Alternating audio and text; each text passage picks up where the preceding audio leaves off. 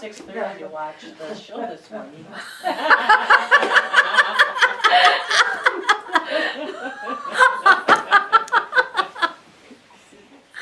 That was good. That was really good. Do you want to have this class? Should we not have it? I'm fine not having it. You ready? Yeah. Yeah, okay. She came just for this. So. Om Sahana Bhavatu Sahanau Bhunaktu Sahaviryam Karavavahai Tejasvinavadhitamastu ma vidvishavahai. Om Shanti Shanti Shanti. I'm glad you watched it. That was good. 4,000 people were in attendance. That's the first time I've seen him. Yeah. It was interesting because I found that if I looked at the screen, I had a hard time understanding him. Yes. But if I closed my eyes, I could hear him here. Of course. Amazing. Of course. Yeah. Those Swamiji's talks are being live streamed. That is, 6:30 in the morning. But you don't have, do you have a computer? Dial up. Okay, dial up is that. You can come here. No, Yeah. I'm serious. Yeah? Yeah. Yes. Yeah, you would love to Tomorrow listen and to next it. day. Yeah. 3 days. Saturday and Sunday left, yeah. Yeah. Oh boy, yeah. No, 26th, 27th, Saturday, Sunday, Monday. He said he has It's 4 starting days. today. Yeah. Yeah. Oh, Fridays 4 at days? 4 days. Oh. Yeah. Oh.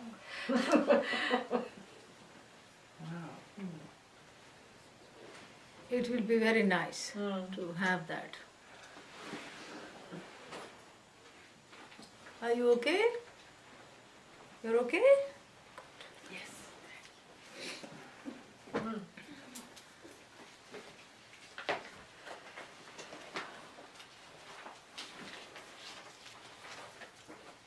63. We have finished that, but just to chant. Satyamuktam tvaya vidvan Satyamuktam tvaya vidvan Nipunosi vicharane Nipinosi vicharane Ahamadi vikaraste Ahamadi vikaraste Tadabhavo yamapyanu Tadabhavo yamapyano Sarve ye nanubhuyante Sarve yenanubhuyante Yasvayam nanubhuyate Yasvayam nanubhuyate Tamatmanam veditaram Tamatmanam veditaram Oh, we lost it, yeah. Vidhi buddhyasu sukshmaya Vidhi buddhya susukshmaya Jagrat swapna sushuktishu Jagrat swapna sushuptishu Sputataram yosau samujrimbhate Sputataram yosau samujrimbhate Pratyagrupataya Pratyagrupataya Sadahamahamiti Sadahamahamiti Antaspurane kadha Antaspurane kadha Nanakara Nanakara Vibhagina iman Vikara bhagavan Oh, Nanakara Nanakara Vikara bhagina iman Vikara bhagina iman Pashyana handhi mukhan Pashyamna handi mukhan Nityananda chidatmana Nityananda chidatmana Spuratitam vidhi Swarapitam vidhi Swametam hridi Swametam hridi Yeah, this also we have done. Next one. Brahma bhinnatva vijnanam Brahma Vinnatva Vijnanam Bhava mokshasya karanam. Bhava Mokshasya Karanam. There is a spelling mistake there. It should be yena. Yena dvitiyamanandam. Yena Dvitiyamanandam Brahma sampadhyate budhaihi. Brahma Sampadhyate Budhaihi. Yeah. Brahma abhinnatva vijnanam.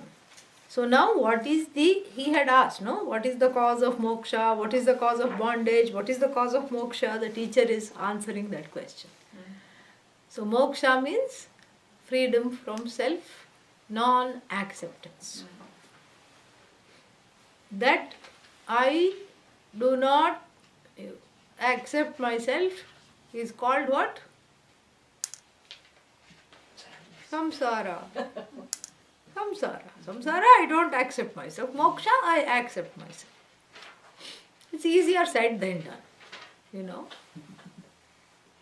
You can say I accept myself completely, but these are the things I don't like. There's only one thing I don't like. What is that? Everything. So, so self-acceptance means that I am totally what I want to be. I am totally okay with how everything is, starting from the nose and ending at the toes, in terms of the body, from the nose to the toes. I am okay how it is. With the mind also, I am okay how it is. Even if the mind says, never mind, I am okay with how it is. And the senses, jarayanti tejaha, means the senses grow old first. That also I am okay with how it is. And the emotions, I am okay with how they are. Because all these are finite. Mind, body, emotions, the sense organs, they are all finite. But I identify with that aham iti sakshat, the witness who is always saying I. And this witness is where my cognition of my self-identity falls. This is very important. Because if my self-identity fell in any of these finite columns, that means what? I will constantly be battling against the pains and sorrows of things coming to an end. Yeah. Senses are coming to an end. Every year new glasses prescription, you know. And mind is coming to an end. And brain cells are going. And so many things are going. Body, of course, is going. Sometimes it is growing sideways. And sometimes it is going. Sometimes it is going because it is growing.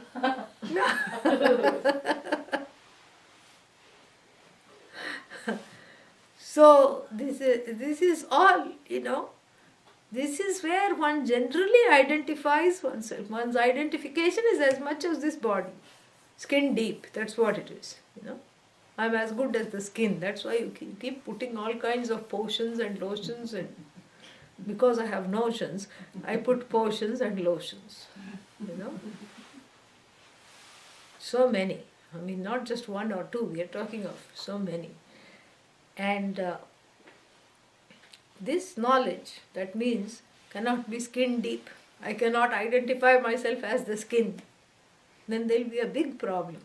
Because the skin is the biggest organ, really. Now there will be a big problem. And I can't identify myself as anything connected with the body-mind-sense complex. I can't identify myself as my loved ones. Because if I do that quickly, they will become the non-loved ones. They'll want to run away from me immediately. And why will they want to run away from me? Because they feel smothered, not mothered, smothered. Yeah. And I can't identify myself with the dog or the cat. Pets. Although there is a contest Because apparently if you live with an animal long enough, you start to look like it. There is a owner and dog look-alike contest. They give prizes also. The same quirks the owner also has. I don't know who is learning from who, but same mannerism, same quirk. But I have seen this myself. I visited this person and the dog would go like this. You know, anybody who sat down. And the lady would also go like this. In the dog it was very cute, adorable. That's all I'm going to say.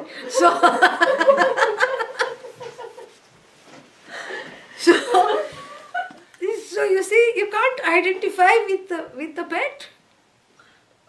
Because first of all, they are even, their lifespan is even more finite. You enjoy the pet, it's a jiva that has walked into your life, enjoy it. No problem. Enjoy without identifying it. Because the dog doesn't care whether it has a degree or whether it has a pedigree. The person keeps the certificate. The dog doesn't show the certificate to another dog. See,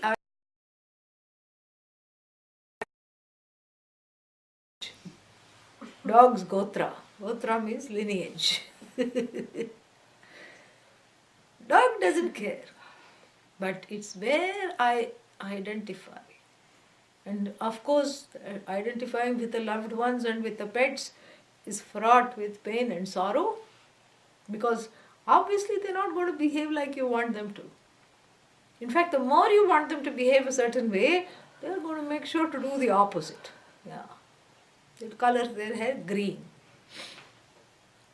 Why? So that they can confuse everyone, including you, whether the trees have started to walk. So many things. It's called rebellion. Everybody does that. Is that dogs or teenagers? Loved ones. Yeah. First I talked about loved ones and then pets. Then I came back to loved ones. Yeah. May not be teenagers. And sometimes what happens, and I see this in the West, is that they had repressed lives as teenagers. So what they do is that in their 30s, they behave like they are 13. Mm-hmm. Yeah. All that comes out because there's not been, they had very strict parents or something. And the home life was, or they had to just grow up before their time because the home life was so unstable, they had to take care of little ones. Or they had to take care of the house, hold the fort. Maybe mother was sick, father was sick, something. Some difficulty, economic difficulty was there, they had to work or something. As a result of that, they never really had this teenage. So they have it for themselves later on. So like this. And then you cannot even identify with inanimate things, not just loved ones, but house. Dream house. As soon as you say, this is my dream house, it becomes a nightmare. Yeah. No longer a dream. It's a nightmare. Because then, this is what happens with most dream houses. This is what happens many times when I go and, do satsang in people's homes. Huge bungalows, huge. I get lost in them. Going to the bathroom and coming back, you can get lost. Because very big. Bathroom is like a bedroom. Yeah. The bedroom is like a palace. And that's how it is. So who lives here? Sometimes I may ask, and what do they say? 2 people. Then why such a big house? Oh, when we built it, we thought. What did you think? That our children and grandchildren will come and stay or at least visit. So do they visit? No. Where do they live? In another state. Very difficult to visit. Children are going to school, they are working, they don't have time. And so now they are stuck with this huge house, which is so much difficulty to maintain and keep, because they have to keep it at market rate. So everything they have to keep painting, a small little crack they have to keep filling and painting all the time. What a karma, really. And so, and you can't, the heart has to be with you. The heart cannot be given away to all these things for this knowledge to take root. Heart, you have to keep the heart with you. Usually just give the heart away, give the heart away. Heart away means what? You just completely identify with all these things. And sometimes what you identify with may not be a thing. It could be a belief. It could be a cause. It's a lost cause, but a cause nonetheless. And that also creates a lot of problems. And so therefore what? Moksha means I identify with that and that alone that is unable to come to an end because it doesn't have a beginning. That is the I. And I identify with that which is perpetually free of sorrow. Free of sorrow means free of limitations. Free of limitation, free of sorrow, free of pain, free of coming to an end because it doesn't have a beginning. And that is what I always say I am. And that is where the I has to be located and constantly called upon. And this is what is being advised here. Otherwise what happens is that it's constantly hijacked. And the I is hijacked by things belonging to the body, mind, sense complexes, because the I is as though living in this body, mind, sense complex, like even space is living in the pot. What is inside this pot? Space. So if the space had a human mind, what would the space say? I am bound. I have to break open the pot. I want to be free. Is this going to help the space to become free? I'm shaking the space out. No. It's a misnomer to say pot, space is inside the pot. In fact, pot is in space. That which is not inside or outside, that is what is called space. Inside, outside is with reference to that things inside space. And then what is outside space? Nothing. So here, likewise, what is outside that awareness? That sakshitvam? Nothing is outside that awareness. And so that awareness is as though located in this body, mind, sense complex, which is not a cage. It is not a cage. It does age, but it is not a cage. It's not a cage. Because the I is all pervasive, omniscient, ever there, ever present. It also happens to be located, as it were, in this body, mind, sense complex. Because if you say this body is a big burden for the I, then how will you go from place to place? You won't have any legs. You will be all pervasive and you won't have any legs, no hands, no fun. So the body is actually a plus for this awareness. Awareness plus body, yippee. Awareness plus mind, double yippee. Awareness plus senses, oh how nice. So this awareness, which obtains as the witness of the body, mind, sense complex, is the body, mind, sense complex for which is a value added. That's all it is. Like a tax. Value added tax, VAT. It's just a value added thing. It's not a real plus. And not having the body is not a real minus. That's what that is where the identification has to be constantly. And it's easy to go through the day and get back and get burdened by the physical. Come out of it. Tuck yourself out of it. Just say, this is not me. This is not I. I am that who is the witness of all these states. I am not in a state because that which is not in a state is me. You have to come out of that. And so here the student is told that bhava mokshasya karanam. Bhava is what? Samsara. Bhava is the opposite. We have seen this now. Bhava means that a life of becoming is called bhava. Moksha, freedom from that life of becoming. What is this life of becoming? Becoming something or the other all the time. Why? Because there is a deep discontentment connected to that self non-acceptance of the I. I am not tall enough. With reference to weight, I am lacking. With reference to height, I am lacking. With reference to, so many things I am lacking. With reference to money, I am lacking. With reference to power, I am lacking. With reference to strength, I am lacking. This is the feeling. So when I identify with this lack, it is called bhava, a becoming life, because I am always overcompensating, trying to make things happen to fill up that lack or that little gap. But then as soon as that gap is filled up, another gaping hole opens up somewhere else. So I'm constantly trying to play catch up. Do you have things exactly how you want them to be? Yes, but... But what?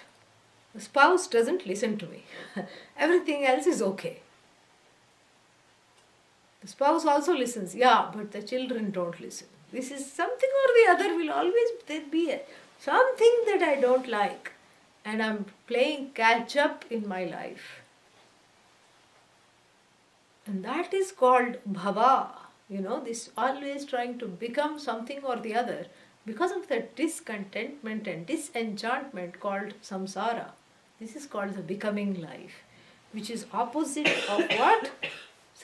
Total self-acceptance. And we have read elsewhere, even in this class, that the total self-acceptance means there is nothing to do. Yeah.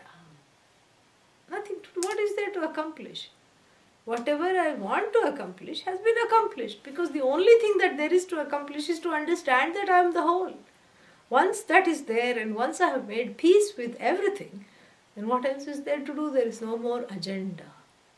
In fact, this itself scares people and deters them from self-knowledge. This is, there is nothing more to do. What will happen to scientific progress? What progress? No, you see, iPad wasn't there in the age of the ancestors. Yes, they didn't have iPad, but they were also less sad, without the pad. They were fine. There was all these dependencies we have, because in every generation you see a very kind of a creeping tendency. That which was a luxury for the last generation becomes a necessity for this generation. Think about it. Like fridge. When I was young, we used to go visit people who had fridges, like it was a temple. Like, they have this fridge. And the elders would always say, what fridge? Because all this, the whole idea of eating leftovers is something so distasteful in India. And so the great-grandmother used to call it a leftover box. And if she had to move around a fridge, she would go so far, she would catch her sari and everything, make sure it doesn't touch and walk around it.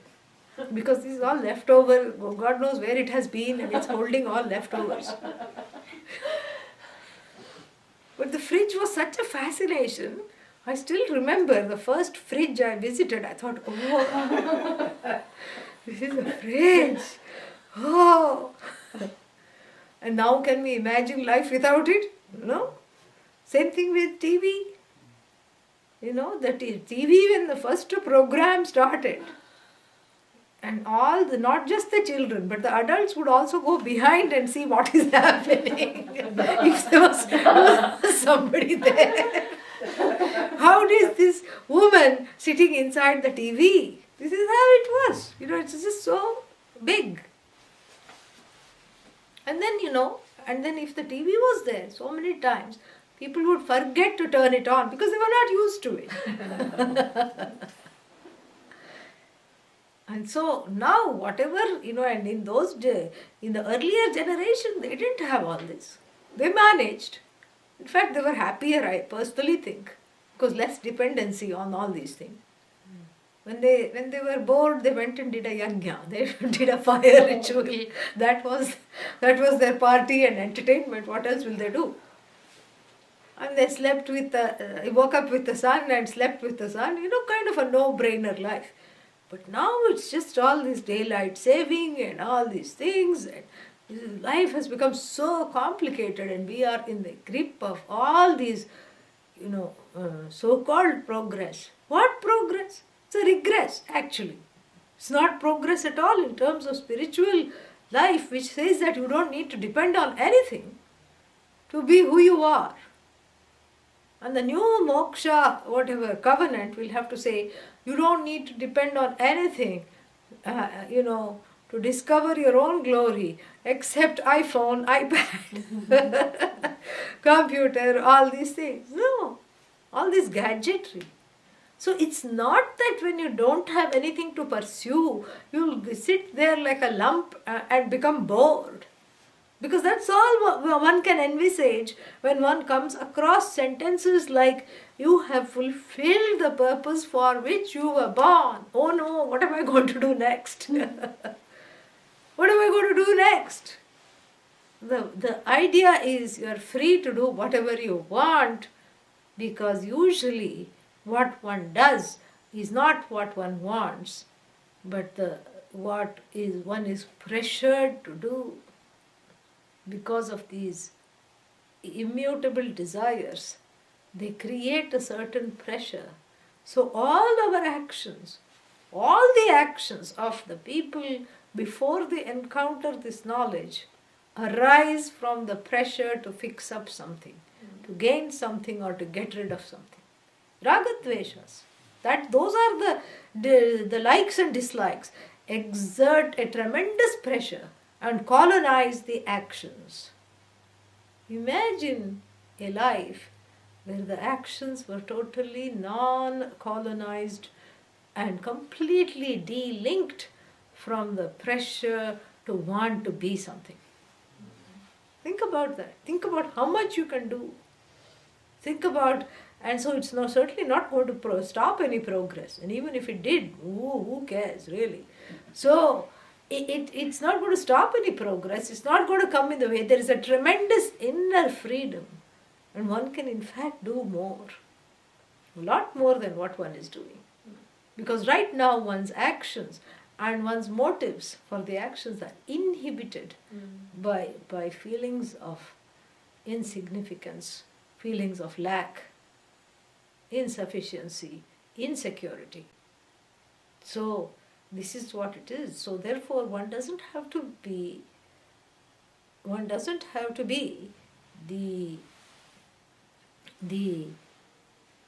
disenchanted by thinking, if I do everything that I should have done already now, I have gained everything that is there to gain, the rest of the life is sitting in boredom. No. That's not. Every moment is joyful. Every moment is greeted for what it is, because one is free of identifying as this limited individual, as this jiva. So therefore, there is a direct connection made in verse number 66. Brahma abhinnatva vijnanam. Vijnanam, knowledge. Brahma abhinnatva vijnanam. Abhinnatva means non-separate from Brahman. Knowledge that is non-separate, that I am non-separate from Brahman, is karanam, is the cause. For what? Bhava mokshasya.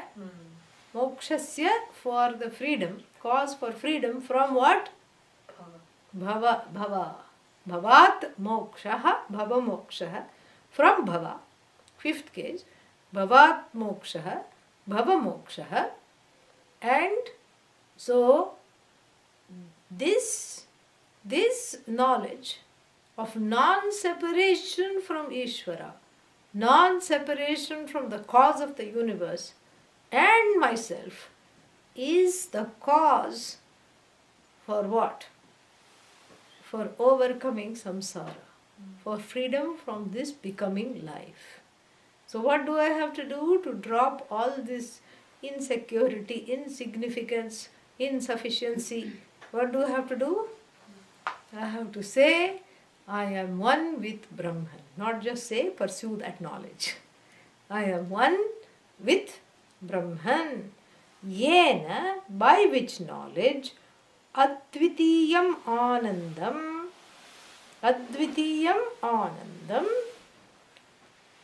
Sampadyate. Sampadyate means gets. What? Advitiyam, non-dual, Anandam, usually talked about as, usually translated as bliss.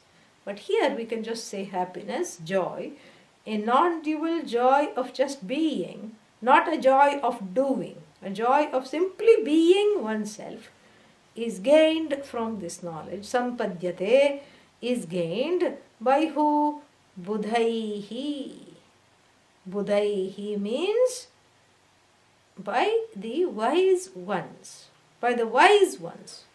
Buddha, the wise ones. By the wise people, what is gained is the release from samsara in the form of relief.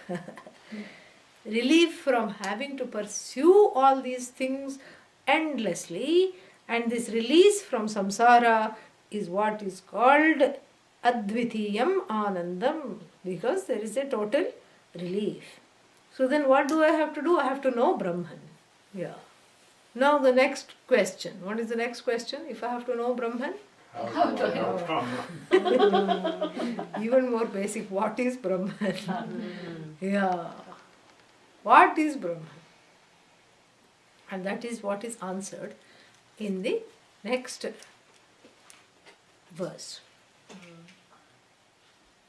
Satyam jnanam anantam brahma Satyam jnanamanantam brahma vishuddham param Vishuddham param svatasiddham Svatasiddham nityananda ekarasam Nityananda ekarasam pratyagabhinnam Pratyagabhinnam nirantaranjayati. Nirantaram jayati. Yeah. So what is this Brahman?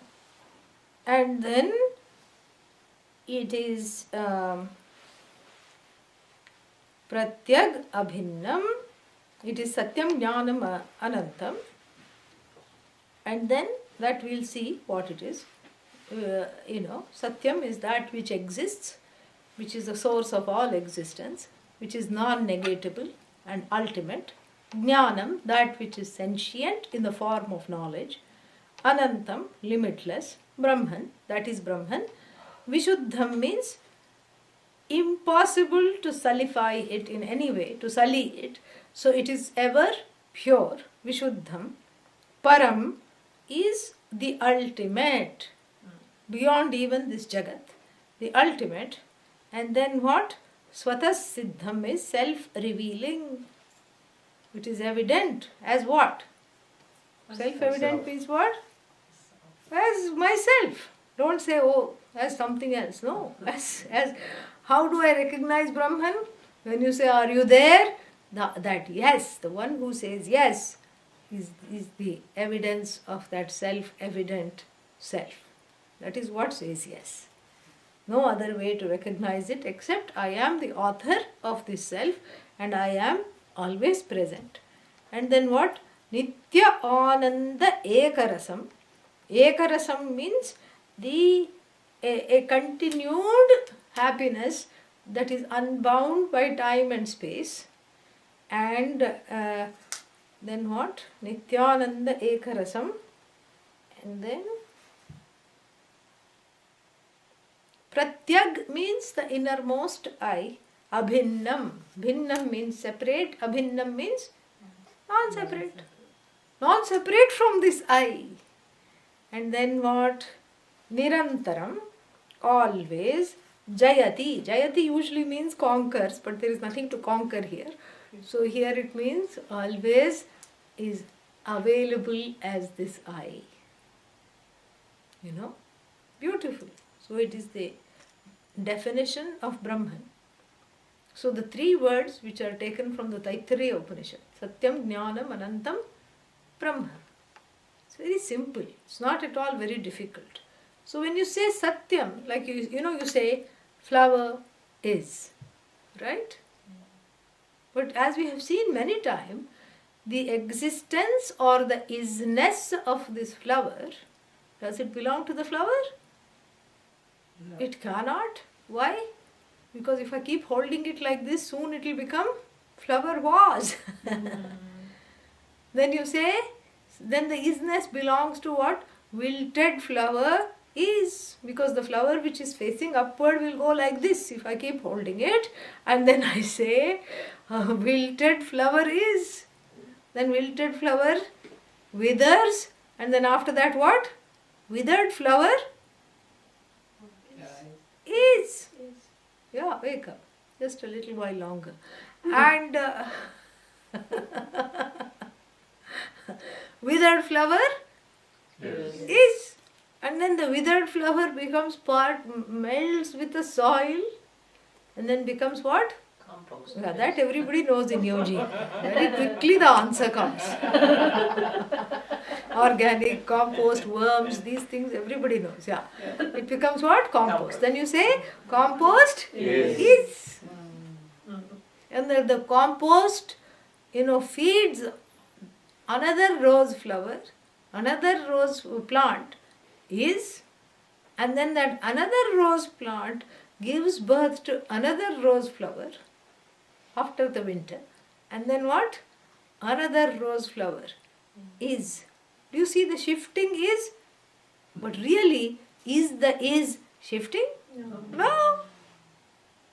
What is shifting is the object that is attached to the is. The word and the meaning and the name and the form. The is static. In fact, the is has nothing to do with the flower or the wilt or the wither or the compost or another plant or another flower. Those all are coming and going. The is not shifting. Why do I think the is shifting? It's a misperception. It's a misperception. Because that identification is not done properly. So when you take the is all the way, it ends up in Ishvara. What are the first two letters of Ishvara? Yes. Is. That which is. Vara means always, really. Literally, it means always. That which is always, without ever becoming was or will be, is called Ishvara. That which is always. And so, this ultimately the isness, the existence of the flower, is a borrowed existence. Recall our story of the crow who barged into the peacock convention. What did it do? But before that it was not allowed entry. So this is for peacocks only. There were boards and the guards said you cannot come in, you're not a peacock. And the crow, being a very intelligent animal, borrowed the feathers and it too started to dance, gained entry somehow, and it too started to dance. And then afterwards the feathers started to fall and no more peacock is, correct? Yeah, then it was pecked out of the convention. And so too, if I rest the is in the flower, then one is disappointed. So the is doesn't belong to the flower, doesn't belong to anything except Brahman. Where it resides, the is resides, the existence is borrowed. So this whole Jagat shines in the borrowed existence from Brahman. And then what kind of an existence is this? Jagat means this whole universe. There is no word for it really. What kind of an existence is it? As though. But is it alive or not? It is alive. It's a sentient existence. Sentient means what? The Jagat is nothing but the knowledge of Ishvara. That is jnanam. That knowledge alone is sentient So the knowledge always has to rest in a sentient being, in a conscious being. This Brahman is a conscious being with relation to the Jagat. And what is the relationship of Brahman to the Jagat? Just like an individual with his or her dream. That is what it is. In the dream, your own knowledge is manifest. Nothing else is manifest except your knowledge. Your knowledge is what is manifest. You cannot dream of anything you do not know. You can only dream of what you know. Oh, but I dreamt of a man with a tail of a monkey. Well, you know man, you know monkey. You may even know men who behave like monkeys. So what's the harm in dreaming that? You see?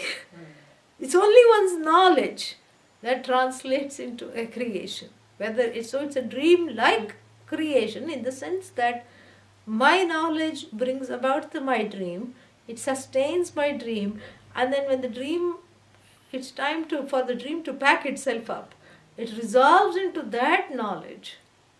And when it resolves, the knowledge is without knower known, subject, object, but it's still a mass of knowledge, right? Non-divided knowledge, prajnana ghanam. And so to here, it's a very beautiful way to look at this. So this jnanam is that which is undivided as as knower known knowledge. There is no division. It's that which manifests as the whole universe, sustained by this knowledge alone. So the knowledge also resolves into that. Into what? I. Because when I say I am, what am I really saying? I know I am. Right? I know I am. Even when I say I don't know, I'm saying I know. Like if I say I don't know Chinese language, I don't know Mandarin, if I say that, what am I saying?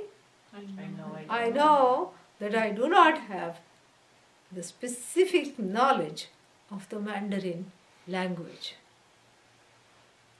This is very interesting. So all ignorance is also really knowledge. Yeah. When I say I have self-ignorance, even think about this. Here, we don't even want to talk about self-ignorance because we are trying to dispel it. So, but still think about it,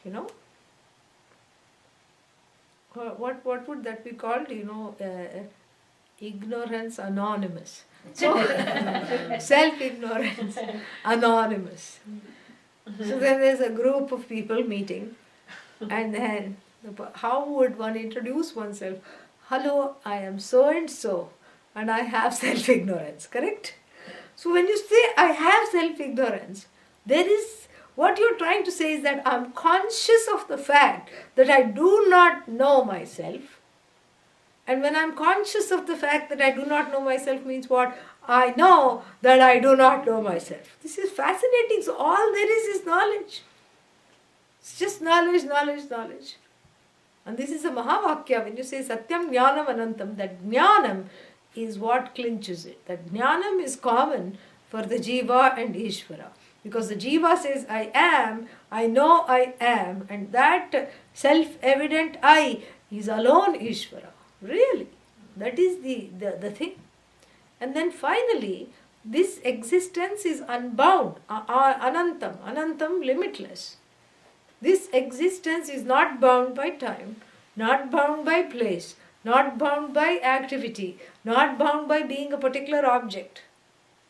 And the knowledge is also not bound by being cut up into knower, known, seer, seen, etc. So that is Anantam.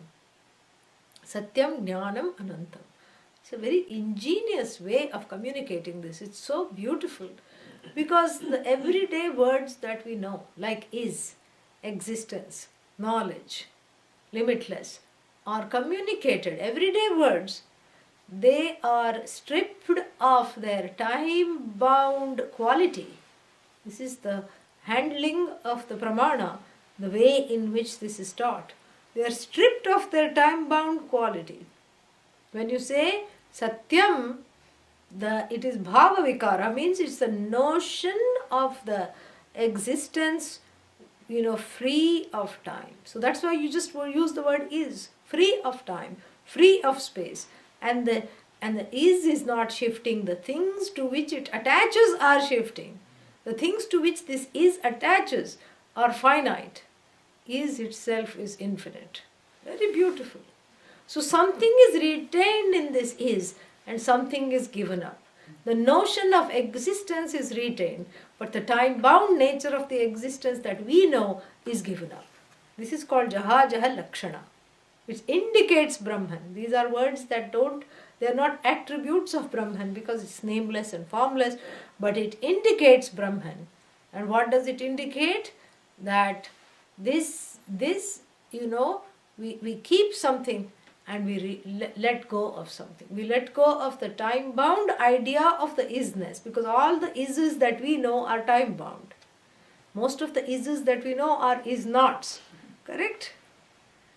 But here we retain the sense of the is and give up the time-boundness. We retain the knowledge without the knower and the known. We give up the knower and the known. Yeah. This is the beauty of it. The everyday word, something is retained and something is given up. And this we do it all the time in everyday life as well.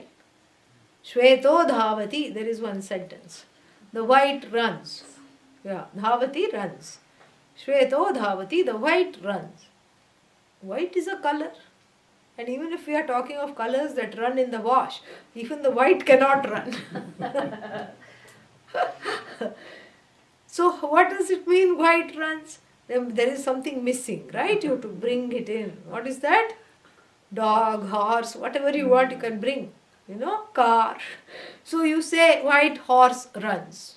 You bring it in. This is called, ajahal lakshana. You don't give up the white, you have to bring a new thing in. But then sometimes you have to give something up.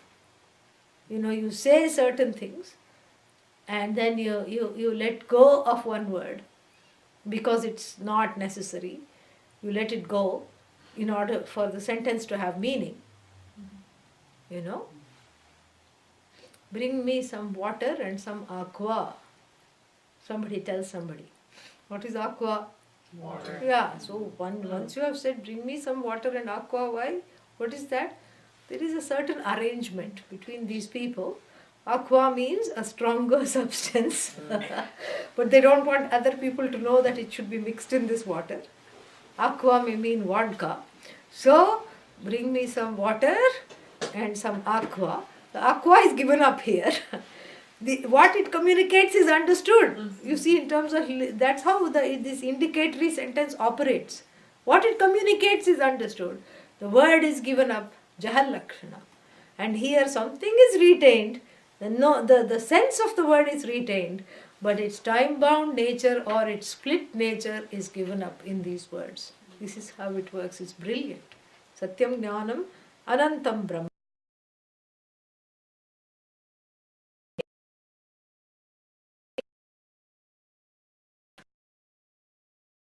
Because the cause also is an as-though cause. And the effect is an as-though effect. We call it cause and effect. Really, there is no cause, no effect. All there is one is. It's beautiful. Vishuddham Param. Param means that which is beyond which there is nothing else. So Lakshana means transcending something. That is what Lakshana means. Lakshana Vakya, indicatory words which refer to Brahman and which talk about Brahman. And then what are they? They are, they are wonderful words that help me to indicate Brahman. Help to indicate Brahman. Why should Brahman be indicated? Because even though it's available as I, it is not recognized. So you don't need to define it, because if you define it, then it becomes finite. Right. Yeah. So you indicate, and at the end of this indication is the self-revealing I, which it is understood as. So the indicatory words of Satyam Jnanam Anantam dispel the ignorance that I am finite, I am bound, I am small. and then that which is always stays. So this is what is meant by Lakshana Vakya, indicatory words that help dispel ignorance. Vishuddham Param, the ultimate, Swatas Siddham, self-revealing, meaning nobody has to reveal it and say this is Brahman. That Brahman is you. And then what?